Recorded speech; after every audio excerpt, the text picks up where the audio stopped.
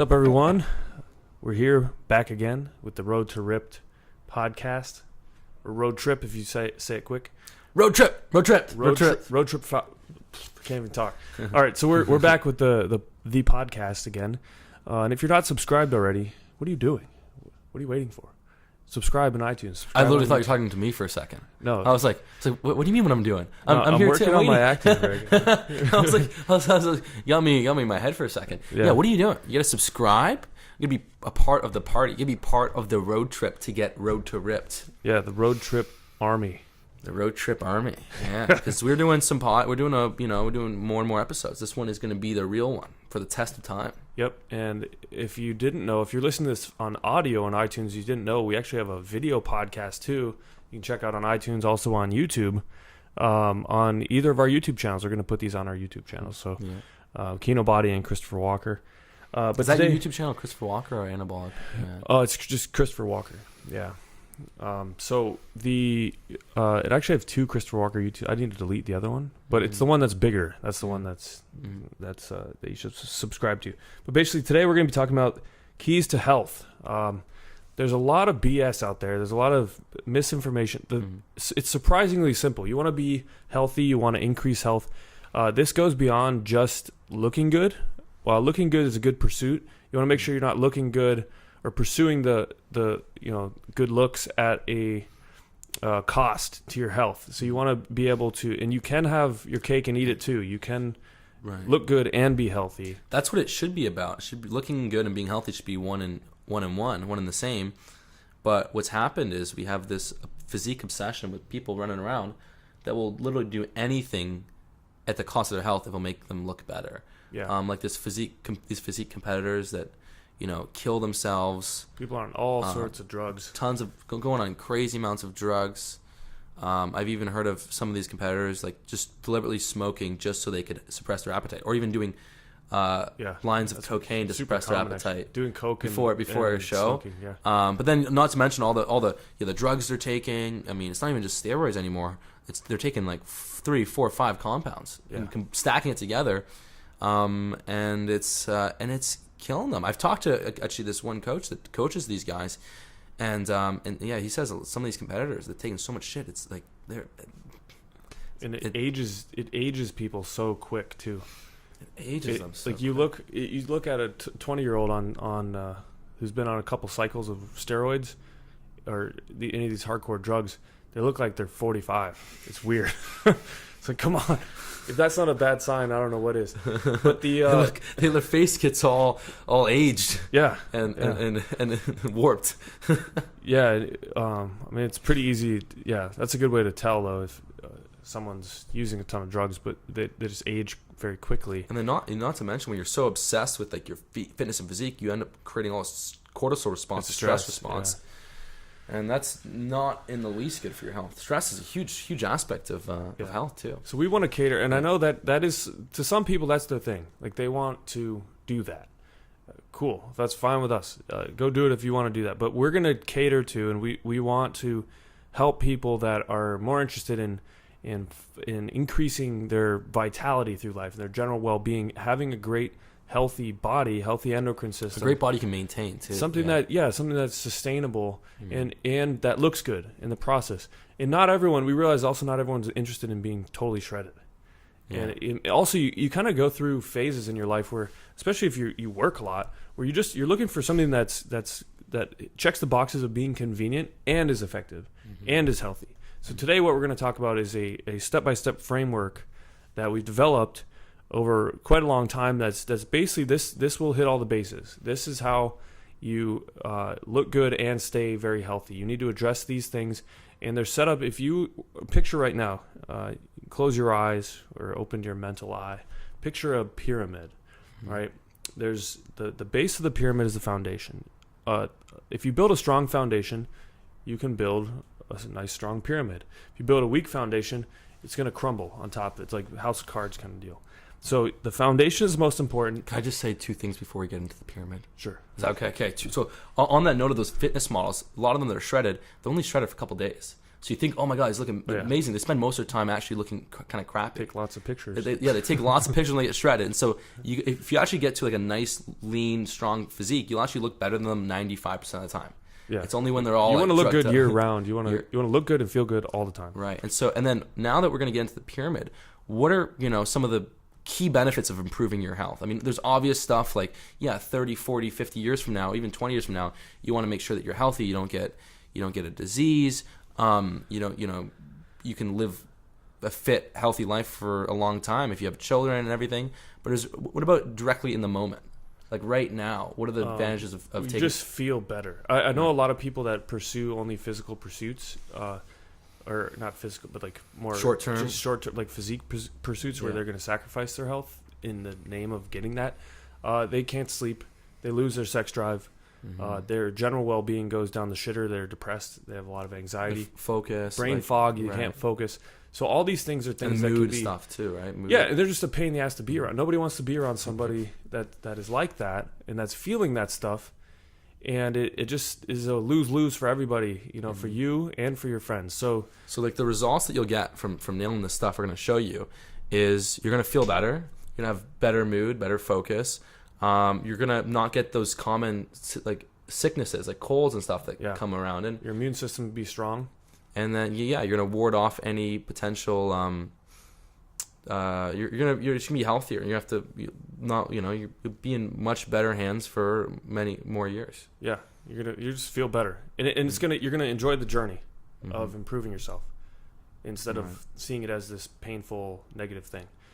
So onto the pyramid. So basically, the base of the pyramid, every aspect of the pyramid is essential, right? Or else you don't have a full pyramid.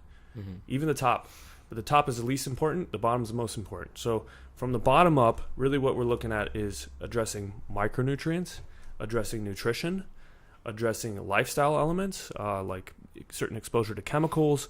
Also, that includes anything in your sex life, like light exercise, potentially, activity levels throughout the day, lifestyle choices, stress, and then from there, training, and then at the top, strategic supplementation.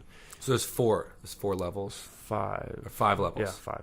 Okay, cool. Yep. So let's go through them one more time because I wasn't sure if one was part of the other. Yeah. So we're starting at the bottom. Yeah. Micronutrients. Right. Which I don't clump into supplementation. Right. I see them as different things, even though they're similar. But the micronutrients are more important in general than overall supplementation, because you can get them from food or supplements. And that's the first level. Yeah, micronutrients, the foundation. Then nutrition. Right.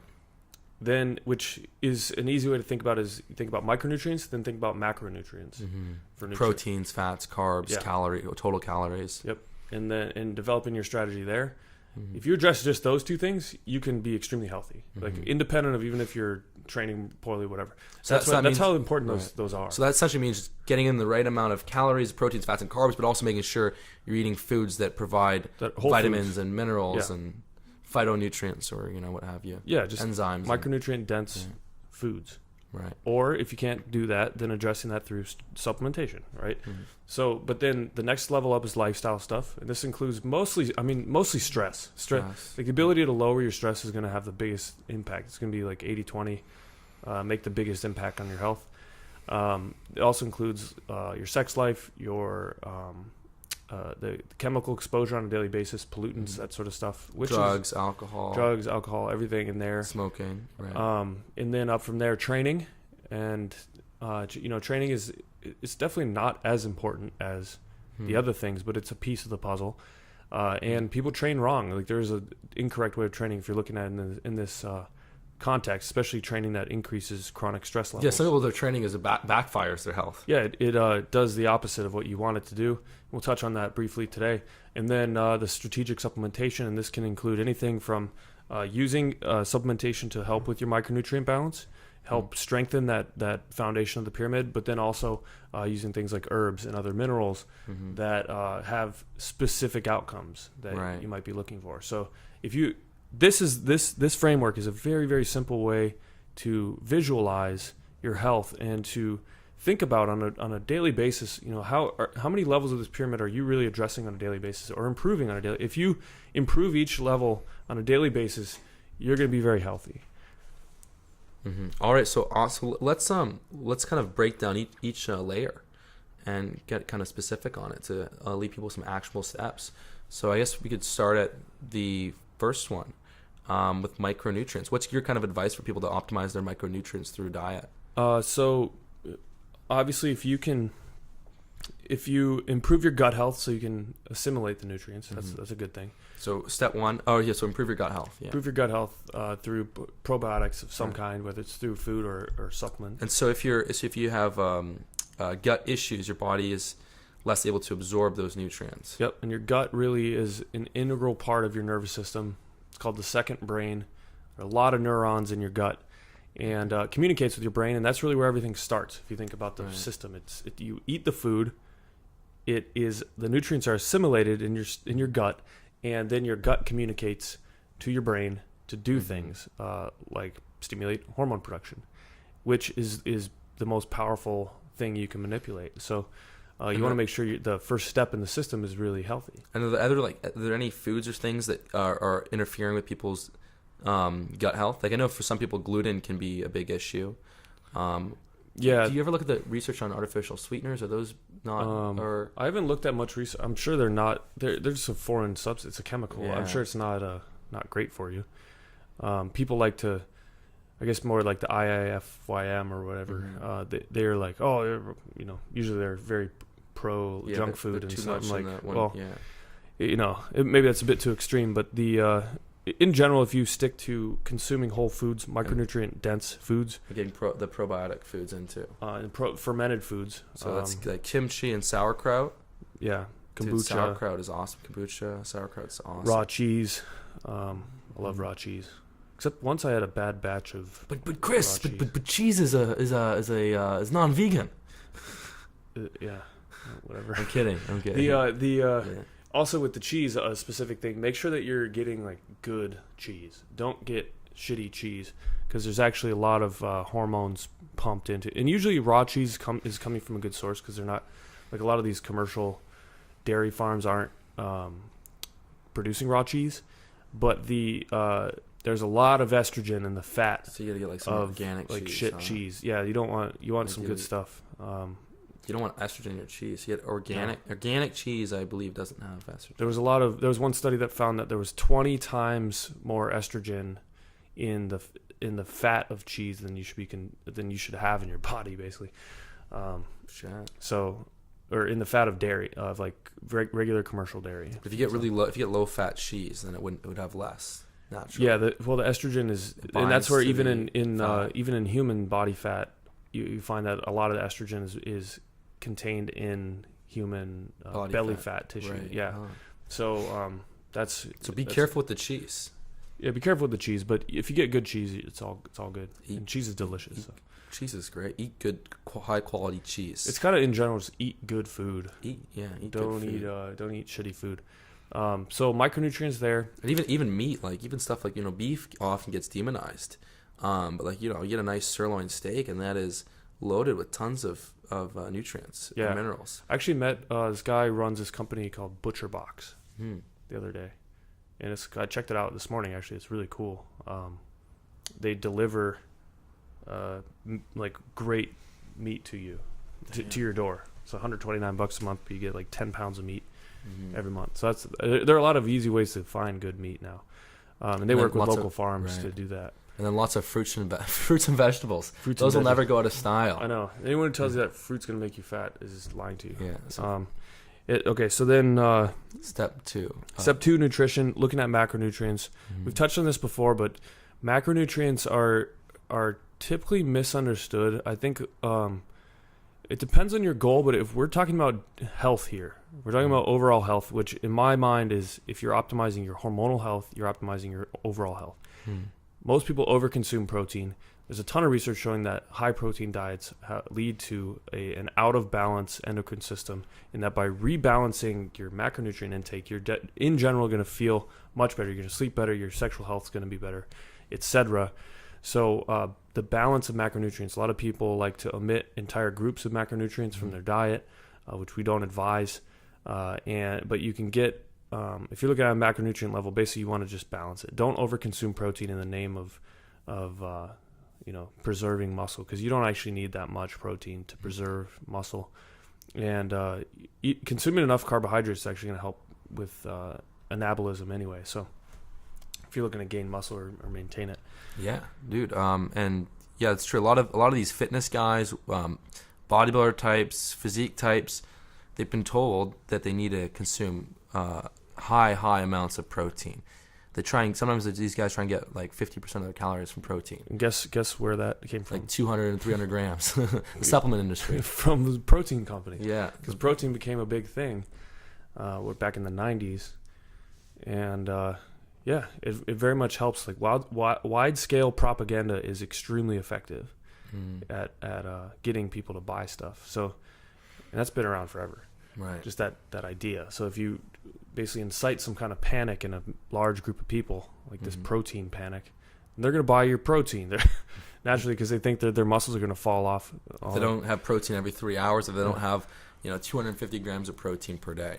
Yeah. So I mean, a good number to shoot for is take your body weight and go for about 0.82 grams, or just 0.8 grams per pound of body weight. So if you're a big guy, 200 pounds, you only need about 150, 160 grams of protein per day. That's, the research usually shows somewhere between 0.7 to 0.8. So not a ton. And then on the vein of macros, that overall encompasses your total calories. And obviously, if you're eating at a chronic surplus, you're going to gain weight, you're going to gain fat, and that's going to be not ideal for your health. So making sure you're meeting your calorie needs, but not overeating. And if you have excess fat, that means you have to get leaner to improve your health. Yep. If you're 25, 30% body fat, people like to hide around the fact that, you can be very overweight but still be healthy if you're eating your fruits and vegetables and you're exercising. But the reality is no, you if you're overweight, you're not optimizing your health. You have to maintain a proper body fat range. Yeah.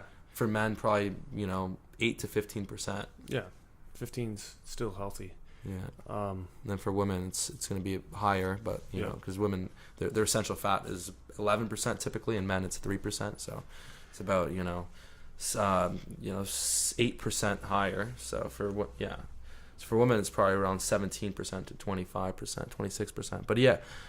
But boom. So that's the nutrition. Then on the next level we got lifestyle. Yeah. So lifestyle stuff, really like I said earlier.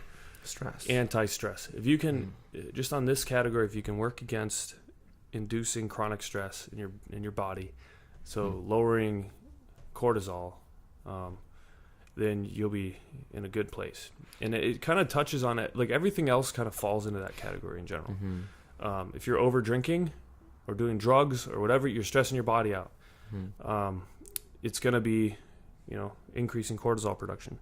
If you are in bad relationships, you have stressful relationships, psychological stress, still will raise chronically raise cortisol production.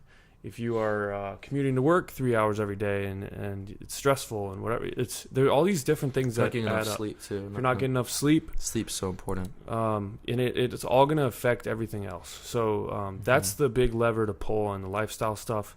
In terms of chemicals, you want to be. They're like plastics are pervasive in our everyday life. There are a lot of endocrine disruptors innate in the plastics in the chemicals.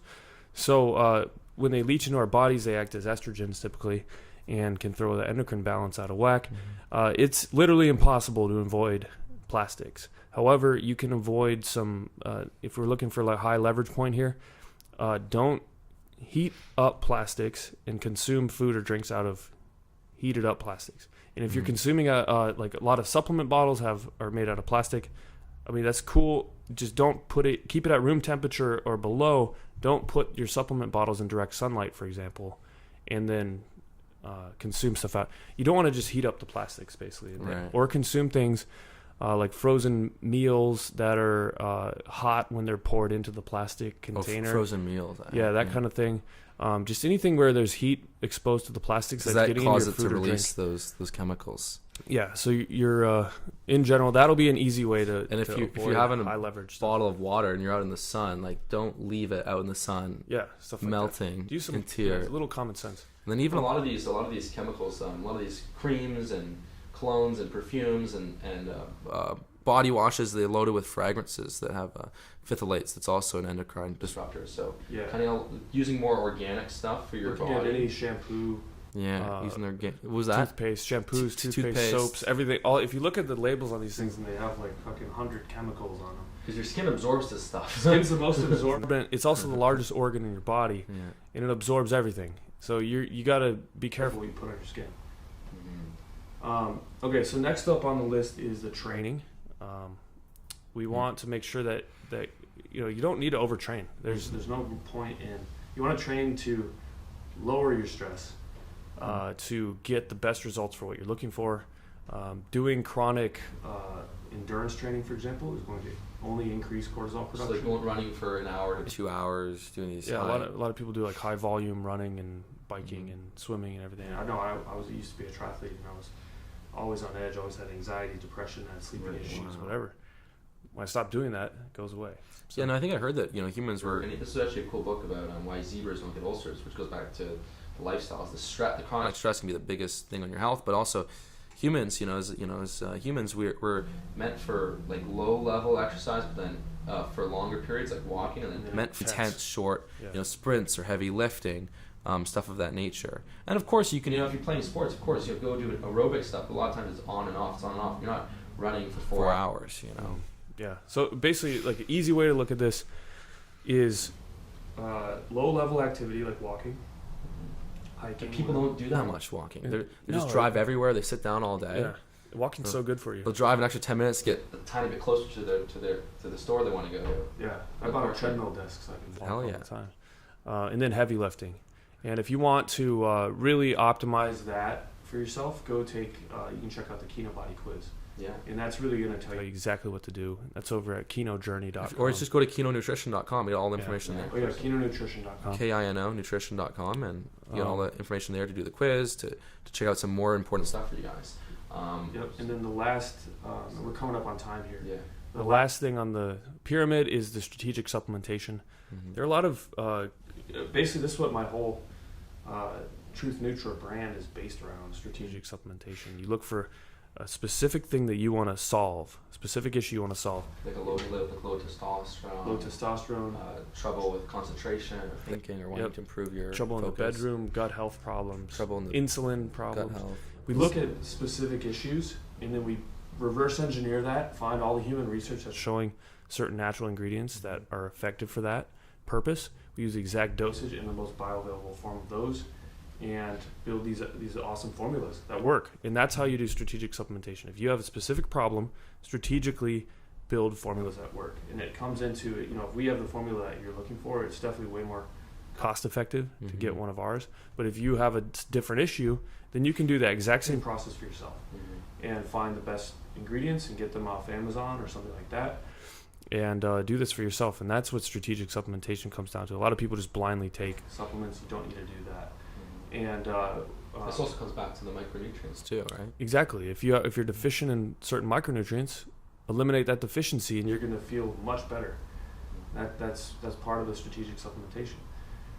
So we'll just wrap up this episode right now. If you're not subscribed, go ahead and subscribe to Road to Ripped wherever you are watching or listening to this, and go check out KinoNutrition.com because we're coming out with a couple new formulas that are really, really cool. One for sleep and one for training. Pre-workout, yeah. Yep. And using all organic ingredients. We're really trying to up the game here. Mm-hmm. A lot of people doing shitty formulas and supplements, doing a lot of private labels. Not us. We're literally going to push it so that the consumer awareness about the quality and what you guys really deserve, what you want, we're going to give it to you, and we want to make sure that it drives this like a big shift in consumer mentality when it comes to supplements, because that's really what's going to change the level of quality across the whole industry. This is our mission. So join us and make sure, again, go to KinoNutrition.com. There's a exclusive waiting list. We're going to keep you posted. Tackle some of these really cool issues. Later.